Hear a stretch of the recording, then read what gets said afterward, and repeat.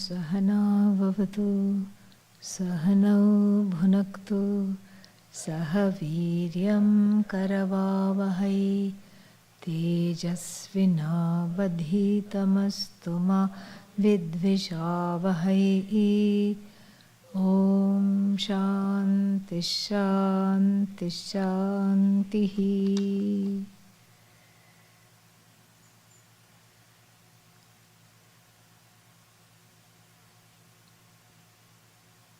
When I realize that I am caught in raga or dvesha, what is the immediate first aid I can apply for relief?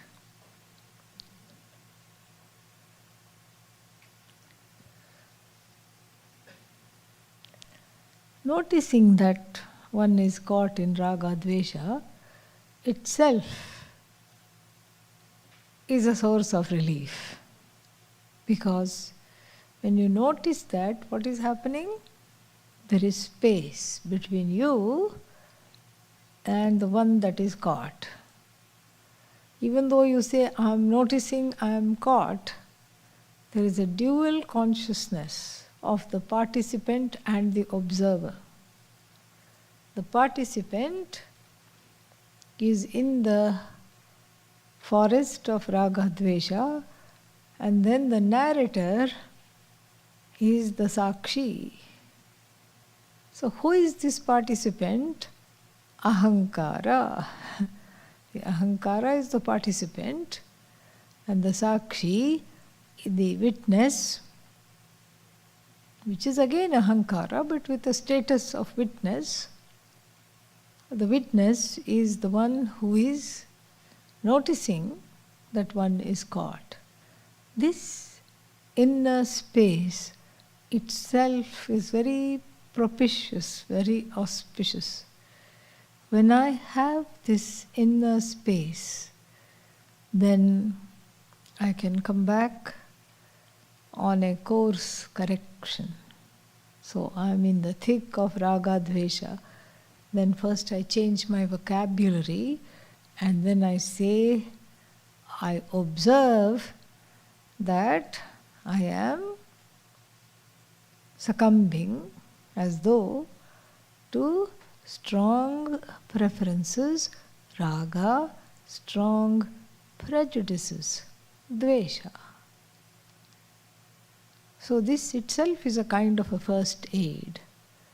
Noticing it, shining the light on my demeanor, shining the light on this entanglement with the raga dvesha, itself is half the war already won. And in terms of first aid, or what one can do, make some space between yourself and the object of raga dvesha, whatever it is.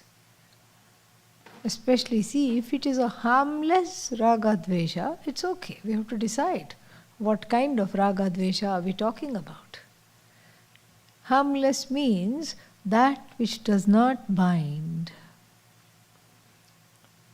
Meaning, it does not pressure you to fulfill this preference. That is the kind of raga dvesha that you can indulge in, because you have the attitude, fulfilled it is okay, unfulfilled also okay, perhaps even better.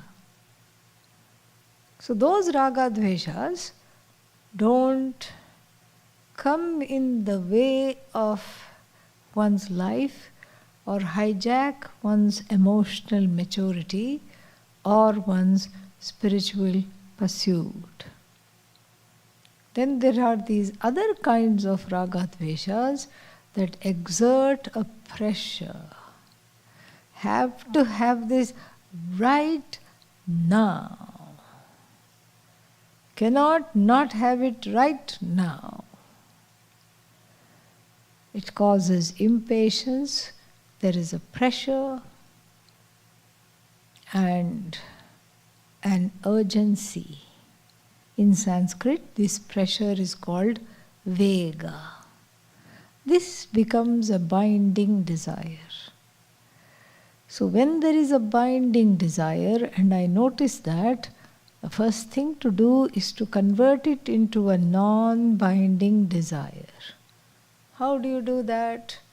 By removing yourself from the object of love or dislike, strong dislike, and then, especially if it is an object that you really, really want, practicing deferred gratification. I can have this right now. I want it right now. Let's see if I can have it after 2 hours. 2 hours go by, let's see if I can have it after 1 more hour, 2 more hours. And this way, I practice what is called deferred gratification, which directly leads to internal growth. That is the first aid.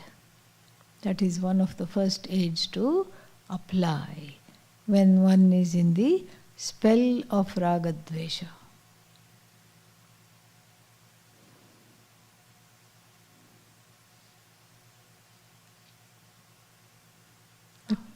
The question comes with a smiley face. Yes? Yeah. About the object, but how about a person? Same thing.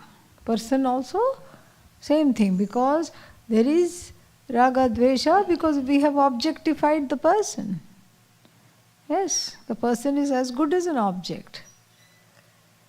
Whether it's a chocolate cake or whether it's a person, there is an addiction, there is an obsession, and when you notice that, one has to gently remove oneself from that obsession, from that addiction, and then practice deferred gratification. Sometimes you have to let go of it altogether. So if supposing one is addicted to a person, completely obsessed with a person, and if that person is available, it's a different thing. But if that person is not available to be the object of your obsession, then you have to let go. They're not available. Otherwise, it would be a very difficult situation. So yes, that's a good reminder. Desire is not just for things, it's also for people. Same thing with dvesha. You intensely, absolutely intensely detest a person. That also is a thing. Either way, whether you absolutely are crazy about a person or you can't stand the person, either way, these strong emotions make for a certain kind of an inner burning up. And when they are in these strong preferences and prejudices, when they are in the driver's seat, they just drive one insane. So the point is to put them in the passenger's seat and you take over the driving. Then you are safe. Yes. I thought that is God instinct. If you can't stand a person, that you should just leave. I agree. That's why I said make a physical distance. Yes, yes. Either way, if you are obsessed also, it's a warning sign. So is there pratipaksha bhavana or something we can apply? You can apply. You can apply. Astu. Yes, no problem. Thank you. Yeah. Next one.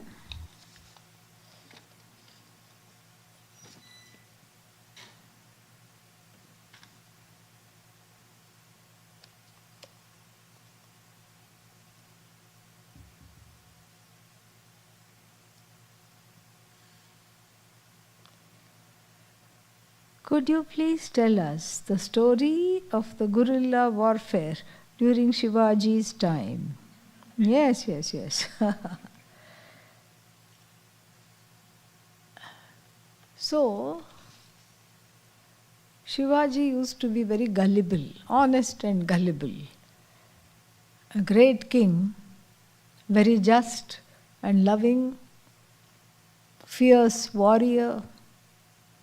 But then he would try to attack these people head on and then get walloped, lose the horses, people, soldiers, everything, and come back, licking his wounds.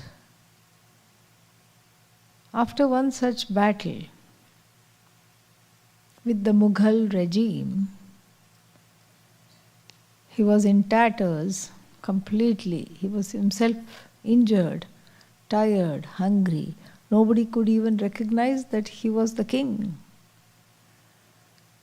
He was just a warrior, so he thought. And he went to a lady's house and knocked on the door and said, "Is there any food? I'm very hungry." The lady was a kindly person, and seeing him as a soldier, she knew that the war was on and they were not doing very well. And so she went and got hot khichdi. Khichdi is rice and lentils cooked together. Hot khichdi, some spices, vegetables also they can put. Hot khichdi, topped it off with some ghee, put it in a bowl, put it in front of him. And he was so hungry, he attacked it head on and burnt his fingers in the ghee and in the khichdi. And she chided him gently and she said, "You are as foolish as our king." Khichdi must not be attacked head on like this.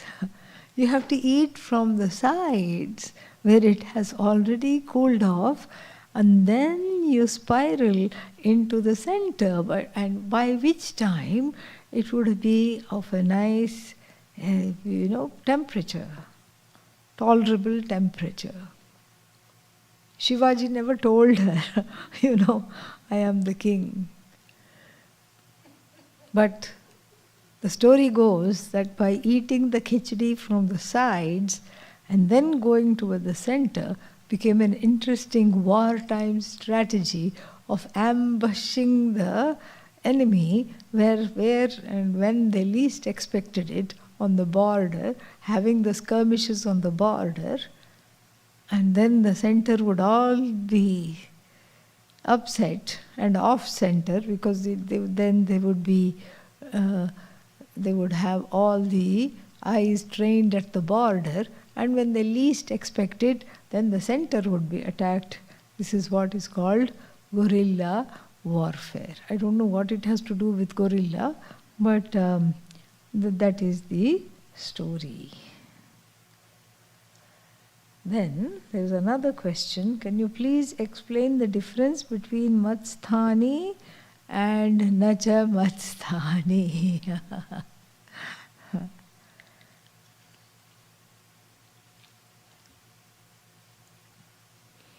Matsthani sarva bhutani. Everything has its being in me. A very sound statement. Bhagavad Vachanam, the words of Bhagavan, very sound statement. Matsthani sarva bhutani. Whatever beingness is there, know it to be my own being. Every being is me alone, it's my own being.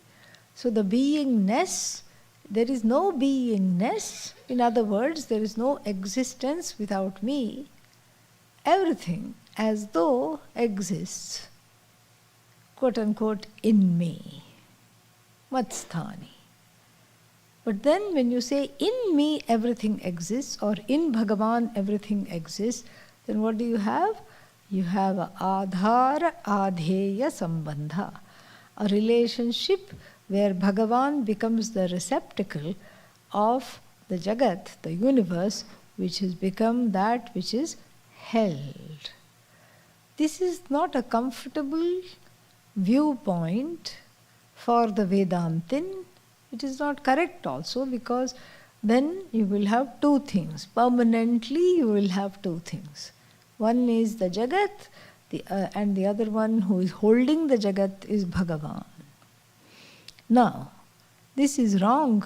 This position is wrong for two reasons. One is that the Jagat is not as real as Satchidanandam Brahma, Jagat Karanam Brahma.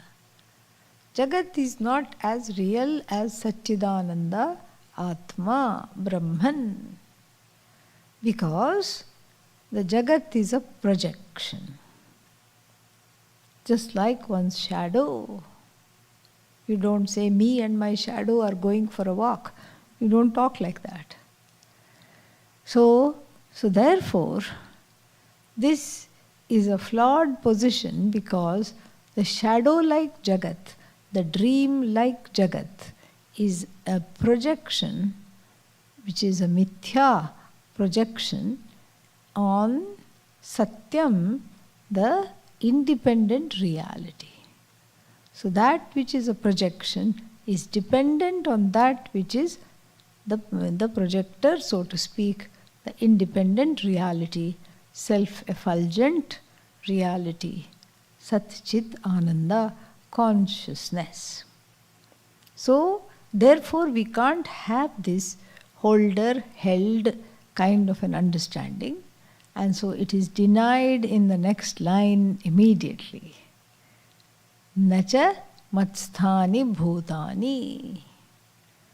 I'm not holding anything, I'm not holding anybody, and nothing is in me. I am free. Like the bangle is non-separate from gold, but gold is separate from the bangle. Otherwise you have to say yatra yatra gold, tatra tatra bangle. That doesn't happen. Wherever there is bangle, there is gold, yes. But the other way around, you cannot say wherever there is gold, there is bangle. Wherever there is gold, it could be in the form of a biscuit, gold biscuit, gold brick, earring, chain, etc. So the whole ornamental, or the world of ornament, the ornament world is upheld by gold.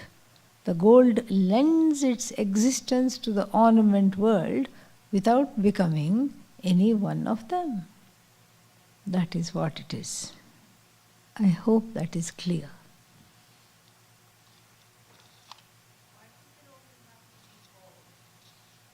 We also do pot and clay. Yeah. We also do pot and clay, same thing. Every pot non-separate from clay, but from the standpoint of clay, what is there? Clay, every clay is not pot. We can do that. Yeah. Pujya Swamiji's book, Rudram. It's just called Sri Rudram. It should be there in the bookstore. Please look. Does Namaha mean not mine? No, we heard that in the Homa today. Namama means not mine. Indraya swaha, Indraya idam namama. This is not for me. So in a way, you do this big sankalpa, statement of intention, before the ritual is made, before the fire ceremony is done. You say, I want Lord, give me lots of money, give me lots of peace, give me lots of all this, that, all these things. Wealth, health, prosperity, all this. And then what happens is that after the homa is done, towards the end you say, I let go of even this intention. This is for Indra.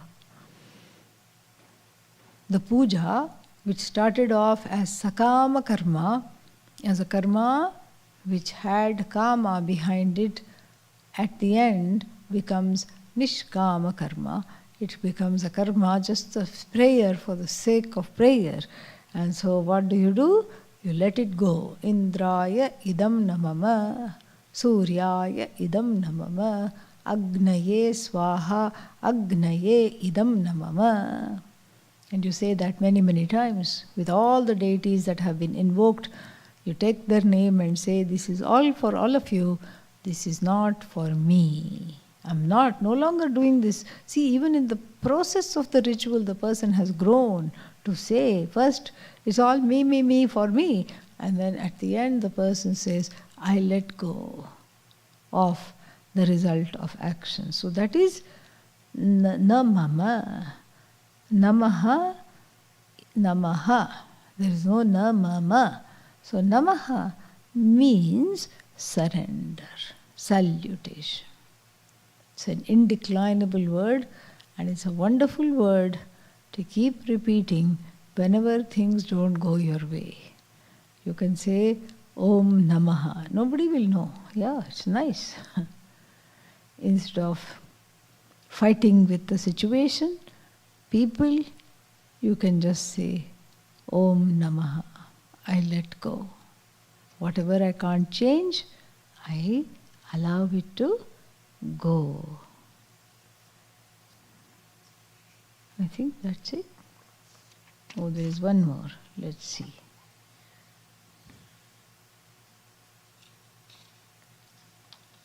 Can you talk about adharmic qualities, especially in the context of politics, world affairs?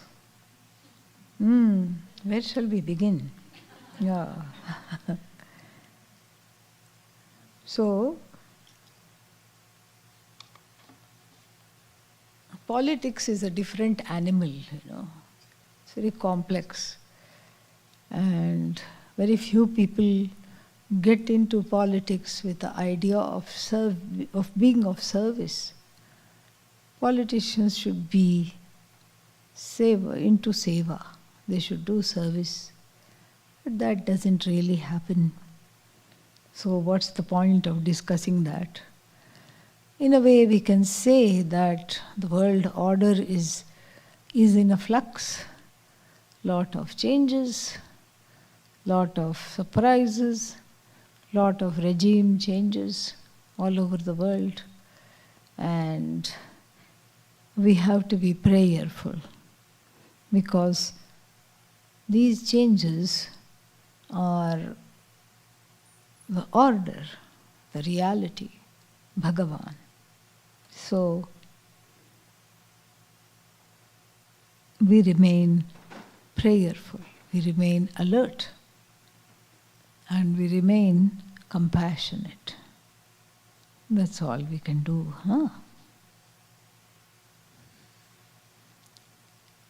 What are the signs to look for and be more dharmic in daily life? Nice question.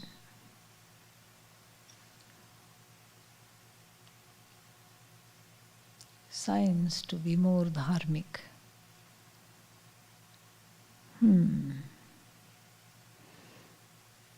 I suppose dharma is something dynamic, and one grows into it, one grows into cultivating it, and that is something that happens when you are committed to dharma. It happens. In the beginning, there is a kind of a anything goes attitude before committing to dharma. And even after newly committing to dharma, what happens? There is this feeling that, these certain things are okay. Why? Small lies are okay. How come they are okay? Why are small lies okay? Because everybody does them. In business, everybody lies. So what should I do? I should also lie. Without lying, you don't get ahead. So therefore, what should I do? I should lie. This is the feeling in the beginning. So we cut corners. We just, it's like those, what is that?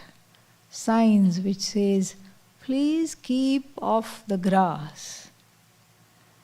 And then right underneath the sign there is no grass because everybody has been walking right there. And you won't be found out. Nobody has put a policeman there. You won't be found out, you won't be fined. The parks people will just, tear out their hair silently in clumps and then just say, okay, it's not, there is no place for this grass to grow here. We will say and keep quiet. But for us, it's these little things that help us grow into dharma. These areas of grey. Because if there is a punishment, immediately one will conform to dharma. Oh no, I will be fined. Oh, somebody is looking. So therefore, I go the long way and don't take the shortcut where it says, please don't walk here. I don't walk there. If there is vigilance, if there are consequences for my action. Sadly, when there are no consequences and nobody is looking, but for good measure you look to the left, look to the right, look around to see if there is any, what is this these days, what are they? Cameras, CCTV cameras. And when nothing is there, you happily flout whatever there is. As one grows, one stops even this kind of a flouting when no one is looking. Why? Because I know I am looking. It matters to me. I have to grow. I have to be. And so I school myself to notice all these subtle ways in which dharma is violated. And I start confirming to dharma, because being one with dharma is being one with Ishvara. Dharma is a manifestation of Ishvara, not a mandate of Bhagavan. So the more I am in dharma, the closer I feel to Ishvara. Less conflict, less fear, more surrender, more acceptance.